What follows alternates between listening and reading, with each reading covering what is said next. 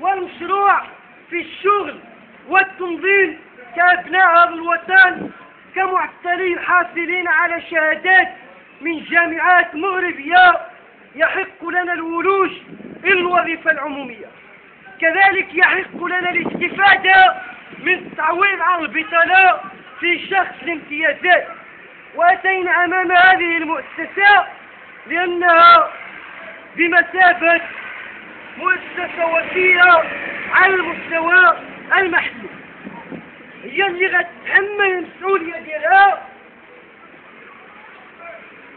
فرض حوار مع مسؤولين الفرع المحلي من طرف هؤلاء المسؤولين من داخل المجلس البلدي من أجل تنفيذ الوعود والالتزامات التي قطعوها مع الفرع المحلي.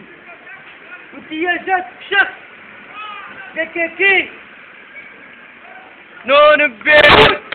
للفرع المحلي من بينها امتيازات ومن بينها مناصب شغل قارئة، بروتوكولات اتفاق، امتيازات كتشخصن أكشات على المستوى المحلي دكاكين وما إلى غير ذلك. كذلك أكثر من 7 مناصب وعدنا بها على المستوى المحلي على أساس أنها تحويلات وسيتم منحها للفرع المحلي. لكن ما تفاجأ وفي نفس الوقت لما تفاجأ لأننا عهدنا تملص هؤلاء من وعودهم المعسولة لمعتلي ومعتلات الفرع المحلي بوجود موظفين تم إدماجهم بطرق مشبوهة. ماطل حمل مسؤوليتها على المستوى المحلي حالة تطور الأوضاع إلى ما لا يحمد عقباه، ومن اليماس لخير شهيد على ذلك. الاحتجاجات كانت بسيطة لكن تعنت المسؤولين على المستوى المحلي والإقليمي جعلها تصل إلى تقديم تضحيات جسام من أبناء هذه البلدة، ولا زال معتقلي الجمعية الشعبية ومنهم معتقلي الفرع المحلي يعانون من داخل سجون الذل والعار. سئمنا كما نقول دائما من معاناة البطالة، ولا أحد يعرف مدى جسامة هذه المعاناة إلا المعتلين والمعتلات.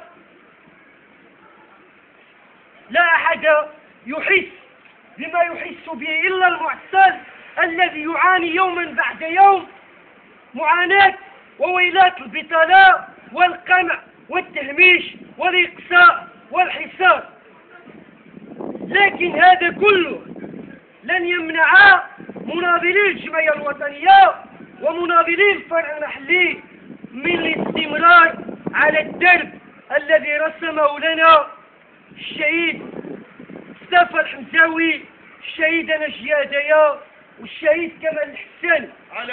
كمال الحساني رسم لنا درب، ونحن على هذا الدرب سائرون، فليسر النظام بأذياله وأزلامه على درب أسلافه. ذكرى الشهيد كمال الحساني ستحل علينا في الأيام القليلة المقبلة.